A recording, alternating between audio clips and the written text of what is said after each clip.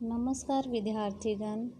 आज रसखान के भाग 3 में हम कुछ अन्य महत्वपूर्ण सवैयों की व्याख्या करेंगे, जिसमें से पहला है शेष, गणेश, महेश, दिनेश, सुरे सहु जाहि निरंतर गावे।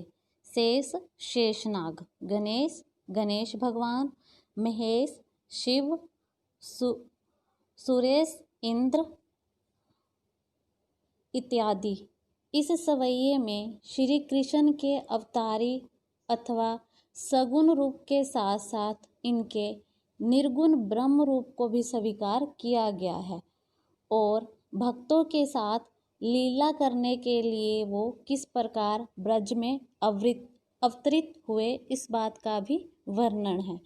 भगवान श्री कृष्ण के ब्रह्म रूप के विषय में बताते हुए रसखान कवि कहते हैं कि जिसका शेष, शेषनाग, गणेश, शिव, सूर्य देवता, इंद्र देवता आदि लगातार ध्यान करते रहते हैं, उनका नाम गाते रहते हैं। जाहि अनादि अनंत अखंड अछेद अभेद सुभेद बतावे। जिसको वेदों ने अनादि, अनंत जिसका कोई भी अंत नहीं है, अखंड जिसको खंड खंड नहीं किया जा सकता, अभेद जिसका भेद पाना संभव नहीं है, और अछेद रूप में बताया है। अर्थात वेदों में ब्रह्मा के विषय में कहा गया है कि उनका कोई भी आरंभ व अंत नहीं है। नारद से सकु व्यास रहे। नारद, सकु व व्यास जैसे ऋषि भी जिनका नाम रटते थक गए, पाची हारे तहु पुनि पर ना पाए, लेकिन फिर भी वो भगवान का भेद ना पा पाए। ताही अहीर की छोरियां छछिया भर छाछ पर नाच नचावे। छोरियां लड़कियां, छछिया माटी का छोटा सा पात्र, छाछ लस्सी। उसी श्री कृष्ण को अहीरों की लड़कियां छछिया भर छाछ के लिए नाच नचवाती हैं। कहने का भाव है कि जो भगवान हैं वो भक्तों के प्रेम के वश में रहता है। रसखान ने श्री कृष्ण के ब्रह्म रूप को स्वीकार किया है, किंतु महत्व उन्होंने भगवान के अवतारी रूप को अधिक दिया है। अगला सवैया है या दिन ते वह नंद को छोरो, या वन धेनु चराई ग्यो है। या दिन जिस दिन से, नंद को छोरो यानी कि श्री कृष्ण। इस पद में कवि ने श्री कृष्ण की बांसुरी की मधुर ध्वनि और उसकी मीठी मीठी बातों के प्रभाव का सुंदर शब्दों में चित्रण किया है। एक गोपी अपनी सखी से कहती है, या दिन ते, जिस दिन से वह नंद का बेटा इस वन में गौओं को चराते हुए मीठी तानी गोधन गावत वैन बजाई रिझाई ग्यो। अपनी बांसुरी की मीठी मीठी ताने सुनाया गया था और अपनी बातों से सबको अपनी ओर मोहित कर गया। वा दिन सो कुछ टोनो सो के, रस खानी हिया में समाई ग्यो है। उसी दिन से, वा दिन उसी दिन से उसकी तानों व बातों का कुछ ऐसा टोना अर्थात जादू का प्रभाव हृदय में समा गया है। काऊ न काहू की कानी करे, सगरो व्रज वीर बिकाई ग्यो रे। बिकाई ग्यो है, प्रभावित कर गया है। जिस दिन से श्री कृष्ण को देखा है, किसी को लज्जा नहीं, अर्थात सभी श्री कृष्ण के प्रेम की चर्चा करते हैं। ऐसा लगता है ब्रजभूमि की सभी नारियों को, वीर नारियों को उसके हाथों बिक गई हैं, अर्थात उससे प्रभावित हो गई हैं। यहाँ पर रसखान जी ने श्री कृष्ण के प्रति गोपियों के प्रेम की अद्भुत सटीक चित्रण किया है। गोरज विराजे भाल ललही वनमाला।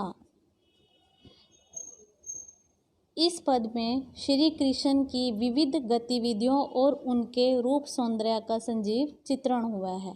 कवि कहता है कि गोरज विराजे भाल लही वनमाला। कह रहे गोपाल गांव को चराने के लिए वन में जाता है। जब गांव के पांव से उड़ी हुई धूल उनके माथे पर लगी हुई है। गोरज गौओं के जो चरणों की धूल है और उनके गले में पड़ी हुई वनमाला लहलहा रही है। आगे गैया पाछे ग्वाल गावे मृदुतानी रे।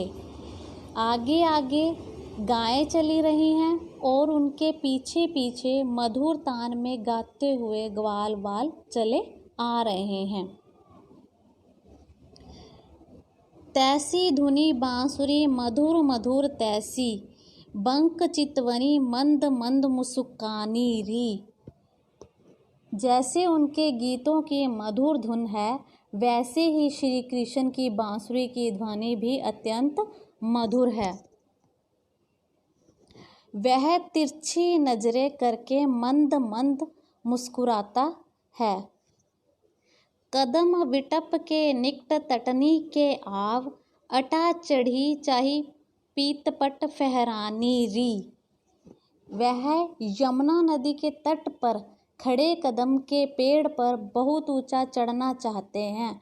उस समय उसके द्वारा पहने पीले वस्त्र फहराने लगते हैं। पीतपट पीले वस्त्र, फहरानी रे फहराने लग जाना।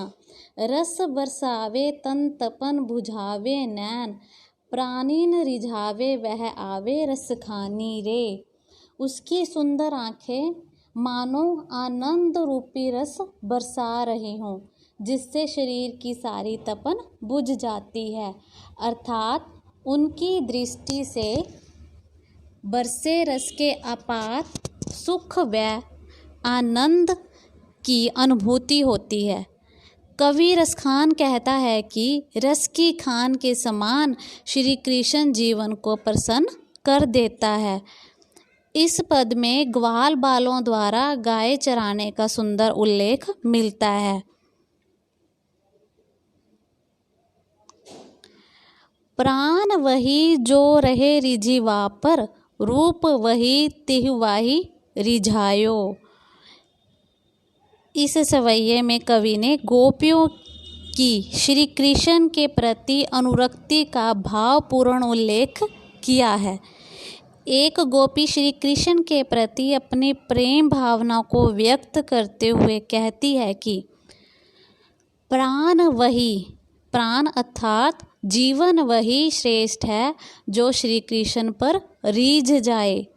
रूप वही तेहि लिहि वही रिझायो, और रूप भी वही श्रेष्ठ है जो श्री कृष्ण को रिझा ले।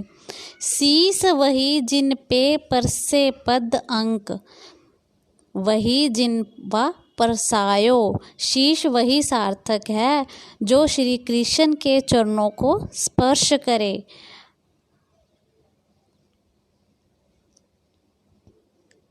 हृदय वही उत्तम है जिसमें श्री कृष्ण के प्रति भक्ति भावना हो।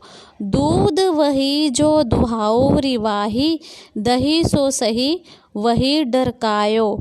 दूध भी वही श्रेष्ठ है, उत्तम है, जिसे श्री कृष्ण ने दुहा हो, तथा दही भी वही जिसने श्री कृष्ण को जिसे श्री कृष्ण ने डरकायो, डरकायो का अर्थ है गिराया हो।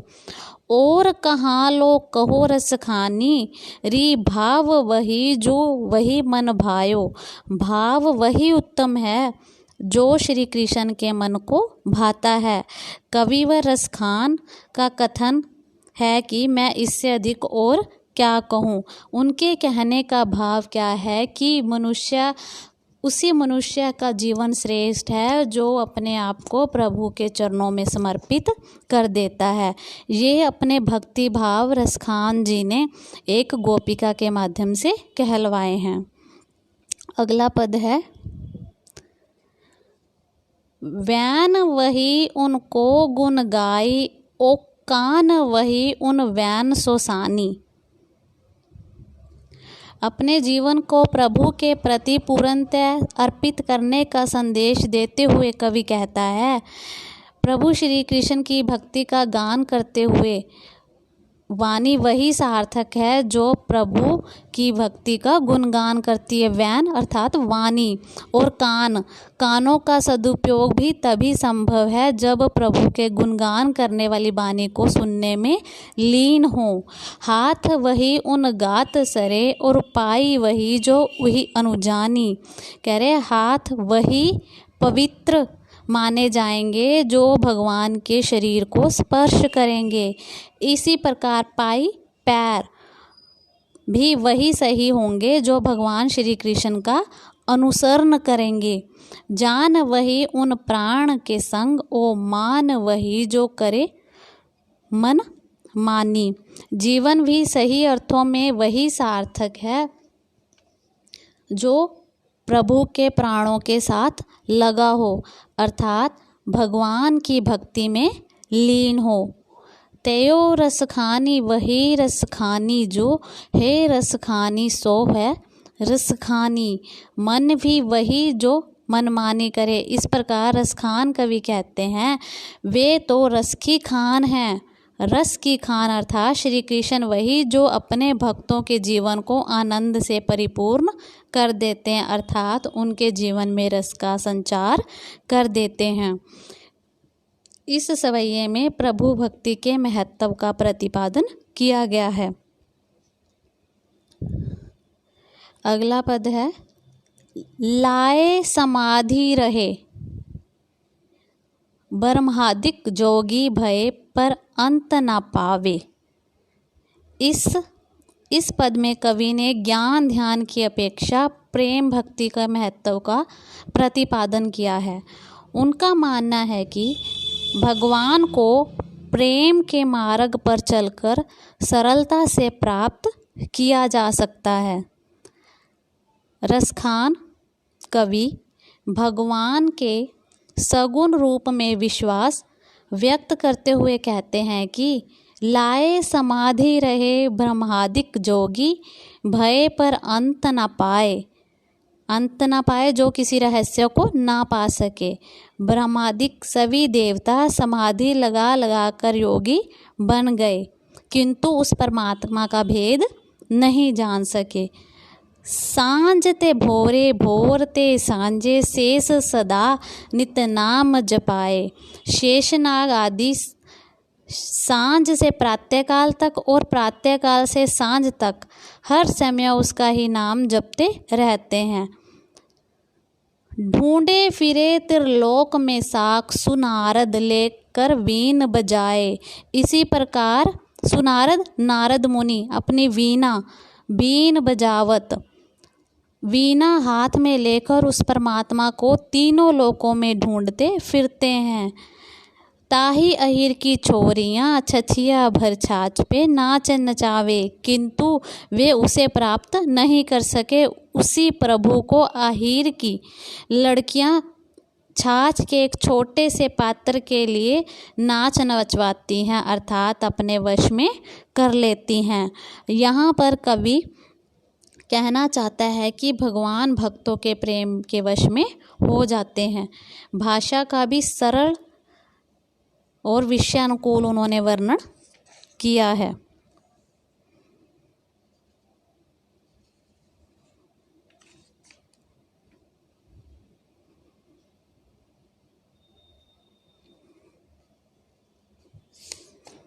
एक सौ तीर्थ डोलत है, एक बार हजार पुराण बके है। एक लगे जप में तप में, एक सिद्धि समाधिन में अटके हैं। इस सवैये में उन्होंने जो रसखान है, ईश्वर भक्ति के नाम पर हो रहे दिखावे पर करारा व्यंग्य किया है। साथ ही उन्होंने भगवान के प्रति समर्पण करके भक्ति करने की प्रेरणा भी दी है।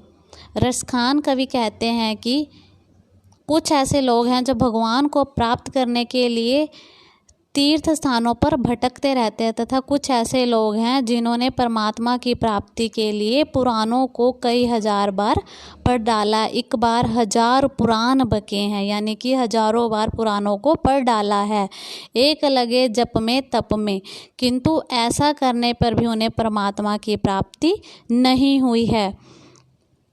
कविवर कहते हैं कि यदि देखा जाए तो पता चलेगा कि ये सभी महामूर्ख हैं। चेत जो देखत हो रसखान, सुमूढ़ महासिगरे भटके। मूढ़ मूर्ख हैं और भटके हुए हैं, इधर उधर भटक रहे हैं। सत्य तो यह है, साची वे जिन आपनु, यह साम गोपाल पे वारी छकी है। सत्य तो यह है कि जिन्होंने अपने आप को श्री कृष्ण के प्रति पूर्ण समर्पित कर दिया है, वही उसे प्राप्त कर सकते हैं और सदा प्रभु प्राप्ति के आनंद से आनंदित रहे हैं। कवि ने प्रभु प्राप्ति हेतु ब्रह्म साधनों व ग्रंथों के अध्ययन को व्यर्थ बताया है।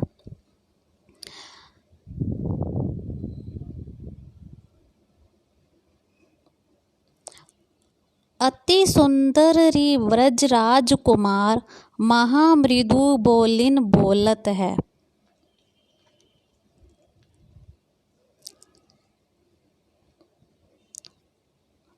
रसखान ने ब्रजराज कुमार श्री कृष्ण के रूप, सौंदर्य और प्रेम लीलाओं के प्रभाव का संजीव चित्रण करते हुए कहा है, अति सुंदर यानी कि अत्यंत सुंदर ब्रजराज कुमार महामृदु बोलिन बोलत हैं, कि जो श्री कृष्ण हैं वो अत्यंत सुंदर हैं, वह बोल भी बहुत ही मीठे बोलते हैं।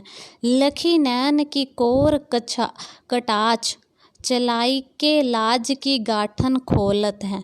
जब वह अपने नयनों के किनारों से देखते हुए कटाक्ष करते हैं, अर्थात तिरछी नज़रों से देखते हैं, तो सबके मन की लज्जा को दूर कर देते हैं। सुनीरी सजनी अलबेलो लला, वह कुंजन कुंजन डोलत है। गोपी अपनी सखी से कहते हैं कि हे सखी सुनो, वह ब्रजराज का बेटा श्री कृष्ण ब्रज की कुंजों में घूमता फिरता है। रस खानी लखे मन बूढ़ी गयो, मधिरूप के सिंधु कलोलत है। कवि रसखान कहता है कि जब उसने उसे देखा तो उसका मन उसके रूप के सागर में डूब गया और वही तरह तरह की क्रीड़ाएं करने लगा। कहने के भाव क्या है कि प्रभु श्री कृष्ण का रूप सौंदर्य अत्यंत प्रभावशाली है, जिसे भी उसे एक बार देख लिया वह उसे छूता नहीं रह सकता। चंदन खोर पे बिंदु लगाए के, कुंजन ते निकसायो मुस्कातो, निकसायो निकलता, मुस्कातो हंसता हुआ। श्री कृष्ण की वेशभूषा व रूप पर मोहित होकर एक गोपिका अपनी सखी से कहते हैं कि हे सखी, श्री कृष्ण ने चंदन खोर पे बिंदु लगाए के, चंदन का तिलक लगा हुआ है और ब्रज की कुंजों में मुस्काता हुआ निकला है। राजत है वनमाला गरे, गरे यानी कि गले में राजत विराज रही है, उसके गले में पड़ी हुई वनमाला बहुत ही सुंदर लग रही है। और मोर पंखा सिर पर फहरातो, और उनके सिर पर जो मोर के पंखों से बना मुकुट है वो भी अत्यंत सुंदर लग रहा है। कवि रसखानी कहता है कि मैं जब ते रसखानी बिलोकत ही, कछु और न मोहि सुहावत। कवि रसखान कहते हैं कि जब से मैंने श्री कृष्ण को देखा है मुझे और कोई भी अच्छा नहीं लग रहा। प्रीति की रीति में लाज कहाँ सखी, हे सब सो बड़ो नेह को नातो, कि हे सखी प्रेम की रीति लज्जा नहीं है, इस संसार में प्रेम का नाता ही सबसे बढ़कर माना गया है। इसीलिए हमें श्री कृष्ण से प्रेम का नाता जोड़ना चाहिए। गोपिका के श्री कृष्ण के प्रति एक निष्ठ प्रेम का उद्घाटन इस सवैये में हुआ है। अगला है, मिली खेलत फाग बढ़्यो अनुराग सुराग सनी सुख के रमके। अनुराग प्रेम, सुराग अच्छा राग। इसमें कवि ने फाग के समय ब्रज और ब्रजवालाओं की दशा का संजीव चित्रण किया है। साथ ही कवि ने फाग के अवसर पर मस्ती युक्त वातावरण को भी संजीवता से प्रस्तुत किया है। मिली खेलत फाग बढ़्यो, ब्रज में सब मिलकर फाग खेलते हैं। अनुराग सुराग सनी सुख के रमके, तो उनके परस्पर प्रेम की भावना का विकास होता है। कर कुकुम्भ ले करी कंज मुखी प्रिया के, दृग लावन को धमके। उस समय की सभी क्रीड़ाएं सुख से परिपूर्ण हैं। कहने का भाव क्या है कि सभी मिलकर फाग खेल रहे हैं।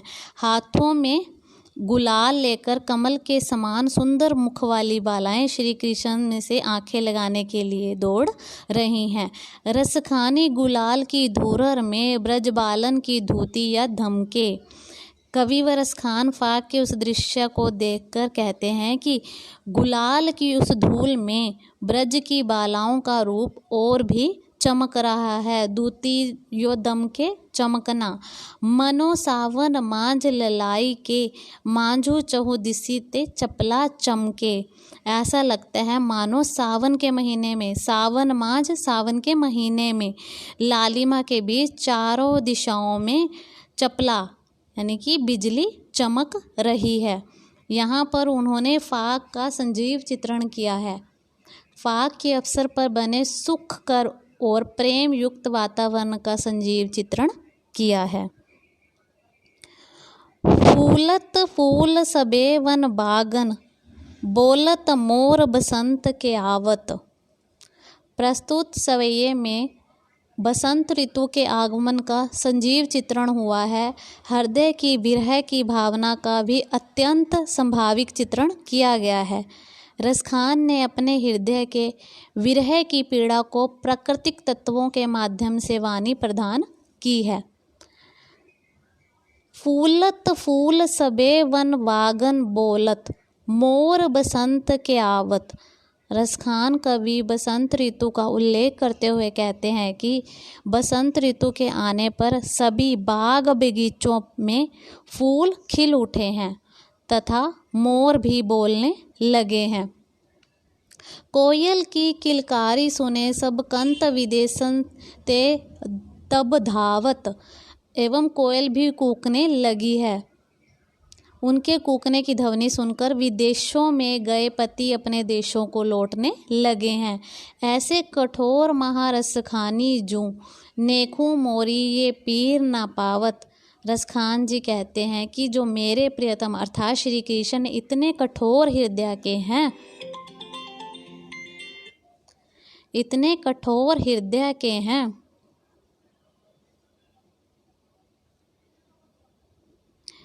कि वे मेरी पीड़ा की ओर जरा सा भी ध्यान नहीं देते।